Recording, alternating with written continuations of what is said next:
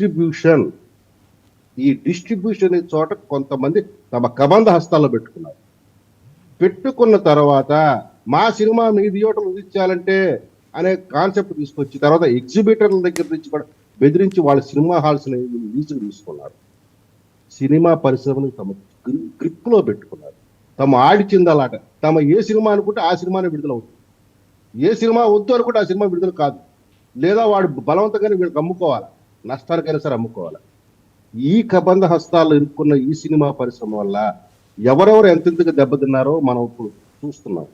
దాన్ని నేను చూడను, నేను కనను, నేను వినను, నా వాదన నాదే అనుకునే వాళ్ళకి నేను చెప్పగలిగేది ఏం లేదు. సరే, అది పక్కన పెడితే సార్, ఇప్పుడు పుష్పాది ఏమన్నా మనసులో మా సోదరుడు అది కూడా చెప్తా. మా సోదరుడు మోహన్ రెడ్డి ఒక మాట అన్నాడు, పెంచలా ఓకే, ఎవడో పిలవలా, ఎందుకు ఆ రోజు చిరంజీవి గారిని పిలిచా? ఎంపీ టికెట్ ఇచ్చేసి జనసేనకి చిరంజీవి గారికి మధ్యలో పొల్లాడదామని ట్రై చేశారు. కానీ మీ ఇంటికి వచ్చారు, చక్కగా మీ ముందు ఆరగించి ఎయిర్పోర్ట్కి వెళ్ళగానే ఆయన ఏమని చెప్పాడు, నేను రాజకీయాలు వదిలేశా, నేను ఎటువంటి ఎంపీ పదవులు ఎవరు ఇచ్చినా కానీ తీసుకునేది లేదని స్పష్టత చిన్నది. రెండోసారి వచ్చినప్పుడు నీ ప్రవర్తన ఎలా ఉంది? నువ్వు రెండోసారి చిరంజీవి గారు ఆ స్టేట్మెంట్ ఇచ్చిన తర్వాత నీ ప్రవర్తన కదా ప్రశ్నించింది. నువ్వు మొదటి ఇచ్చి పెంచలా అనే దానికి నువ్వు ఇచ్చిన ముందుకి నువ్వు ఇచ్చిన గౌరవాన్ని ఎవరు కాదల్లా. ఆయన డిజోన్ చేసుకున్న తర్వాత మీది ప్రవర్తన ఎట్లా ఉంది, అది ప్రశ్నార్థకమైంది. ఇక మీరు పోతే పుష్ప సంగతి ఒక నిమిషం ఆగండి మోహన్ రెడ్డి గారు, లెట్ హిమ్ కంప్లీట్ అండి, వస్తున్నా, లెట్ హిమ్ కంప్లీట్. ఇక్కడ పుష్ప అనేది కొంతమంది వ్యక్తులు చేసుకున్న స్వీయ దరిద్రం. ఈరోజు నేషనల్ హ్యూమన్ రైట్స్ కమిషన్ కూడా దాని మీద రిపోర్ట్ ఇవ్వడం జరిగింది 6 వారాలు. వీళ్ళు చెప్పిన కాకమ్మ కథలు ఇందులో ఇప్పుడు పోలీస్ డిపార్ట్మెంట్ ఏకమైంది వాళ్ళతో, సినిమా పరిస్థితి, ఆ సినిమా థియేటర్ యాజమాన్యం, ఈ సినిమా నటులు వీళ్ళందరూ ఏకమైపోయి ఒక కొత్త కథ అలటానికి ట్రై చేస్తే నేషనల్ హ్యూమన్ రైట్స్ కమిషన్ ఆ కథ వినటానికి కొనటానికి సిద్ధంగా లేక ప్రశ్నలు సంధించి వీటికి సమాధానం చెప్పండి అని 6 వారాల టైం ఇచ్చి, అది ఖచ్చితంగా తేలుతుంది, తప్పు ఎవరిదని తేలుతుంది. ఇందులో తలా పాపం తెలా పిడికాడు. కానీ అక్కడ పవన్ కళ్యాణ్కి ఏంటి సంబంధం? ఏం మాట్లాడుతున్నారో మీ వికారాలతో? అక్కడ రేవంత్ రెడ్డి ప్రభుత్వం రేవంత్ రెడ్డిని అంటే ముఖ్యమంత్రి ఎవడో తెలియకుండా అతను మాట్లాడిన దానికి రేవంత్ రెడ్డి కోపం వచ్చిందేమో ఆ రోజు తెలంగాణ సమాజం అంతా కోడే కూసింది.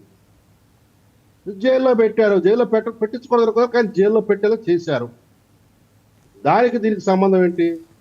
మీ స్వీయ దరిద్రాలకి మీ స్వీయ వికారాలకి ఎదుటోడి మీద రుద్దుతామంటే ఎట్లాగా?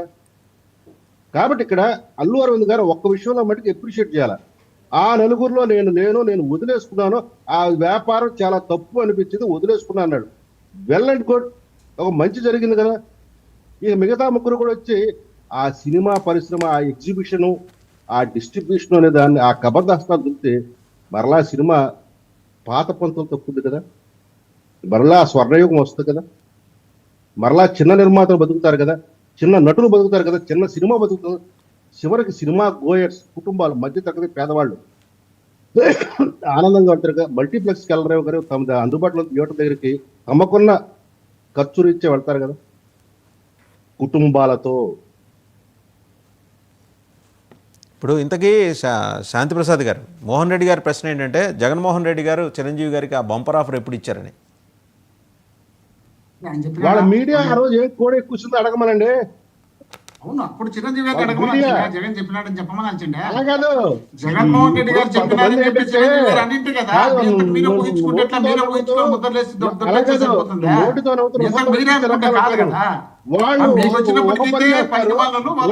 Social media official social media ఆ రోజు ఏం మాట్లాడుతూ చూడమనండి. మీ పనికిమాలి సినిమాలు తీసి మీరు డబ్బుల కోసం కక్కుర్తి పెట్టి మీరు కొట్లాట పెట్టి మీరు సినిమా ఇండస్ట్రీ భ్రష్టు పట్టేయాలని ప్రయత్నం చేస్తే మీది బాగుంది. మీ అవసరానికి వచ్చినప్పుడు పరికమాల మాట మాట్లాడితే నేను ఏం చేయలేను. ఇక నువ్వు ఆ జంబలబడి దాడి బయటకు కూడా రాలేవు. నువ్వు చాలా నిజాయితీ పరుడు, మీ పార్టీలో అవసరమైన జగన్ రెడ్డి కూడా మద్దతు కెపాసిటీ ఉన్నవాడు.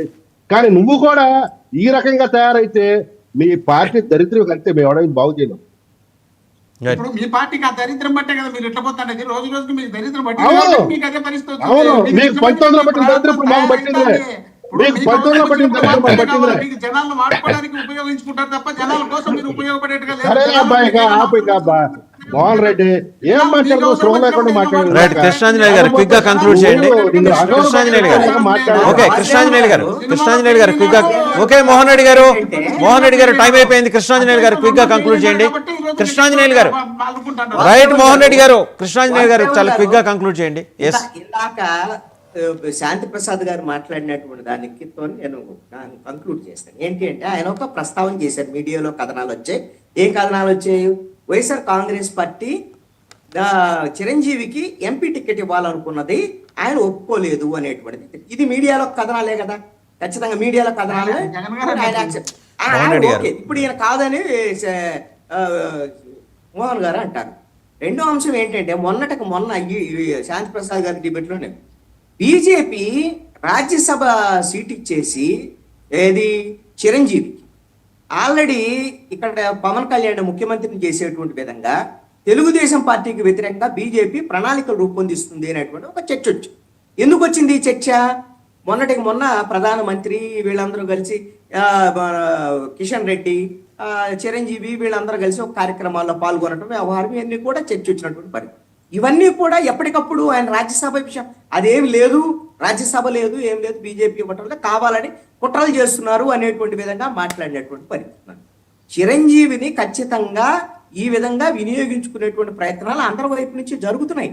ఆ రోజున YSR Congress party MP ticket ఎలాగ ఇవ్వాలని అనుకున్నది అనేటువంటి విధంగా ఉందో, ఈ రోజున కూడా బీజేపీ చిరంజీవిని తన వైపు తిప్పుకొని ఆంధ్రప్రదేశ్లో బీజేపీ జనసేన ఎదిగేటువంటి విధంగా ప్రయత్నాలు చేస్తున్నటువంటి మాట కూడా వాస్తవం. థ్యాంక్ యూ కృష్ణాంజనేయులు గారు. సమయం కూడా పూర్తయింది. We'll discuss it later on. Shanti Prasad గారు, సంపత్ గారు, అలాగే మోహన్ రెడ్డి గారు అందరికీ ధన్యవాదాలు. సో చూసాం కదా, హరిహర వీరమల్లు వివాదం నేపథ్యంలో కొత్తగా ఇండస్ట్రీలో ఉన్న లుకలుకలన్నీ బయటపడ్డాయి. ఇన్నాళ్ళు ఏంటంటే ఆ నలుగురి పెత్తనమే, బయటికి చెప్పినా చెప్పకపోయినా మనకి 15 ఉన్నాయా థియేటర్లు, 20 ఉన్నాయనే మాట పక్కన పెడితే దిల్ రాజు గారు, అలాగే అల్లు అరవింద్ గారు, యార్లగడ్డ సుప్రియ గారు, నవీన్ ఎన్నేని గారు, ఆ ప్రస్తావన అంతా వచ్చింది. చలసాని అశ్విని దత్, మరి వీళ్ళందరూ మాట్లాడాలి, బయటకు వచ్చి మాట్లాడాలి. వాళ్ళకి సమస్య వస్తే లేకపోతే వాళ్ళ సినిమాలకి బెనిఫిట్ షోలకి పర్మిషన్ కోసం వ్యక్తిగతంగా రావటం కాదు, కలిసి గుంపుగా రండి, ఒక యూనియన్గా రండి, అసోసియేషన్గా రండి, పరిశ్రమగా రండి, అది ఓపెన్ అపీల్ చేశారు.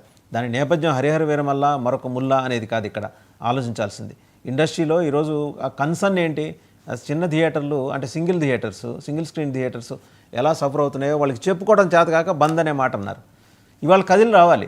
గవర్నమెంట్ నుంచి ఒక ప్రతినిధి ఉండాలి, ఇండస్ట్రీ నుంచి ఒక ప్రతినిధి, ఇద్దరు కలిసి నలుగురు ప్రతినిధులు అందరూ కలిసి మాట్లాడుకొని దీనికి ఒక మీనింగ్ఫుల్ సొల్యూషన్ తోటి బయటకు వస్తే బాగుంటుంది. ఇప్పటికైనా ఎగ్జిబిటర్లు, డిస్ట్రిబ్యూటర్ల మధ్య జరుగుతున్న రగడకి ఒక ఫుల్ స్టాప్ పెట్టే అవకాశం దిశగా ఈ చర్చలు జరగాలని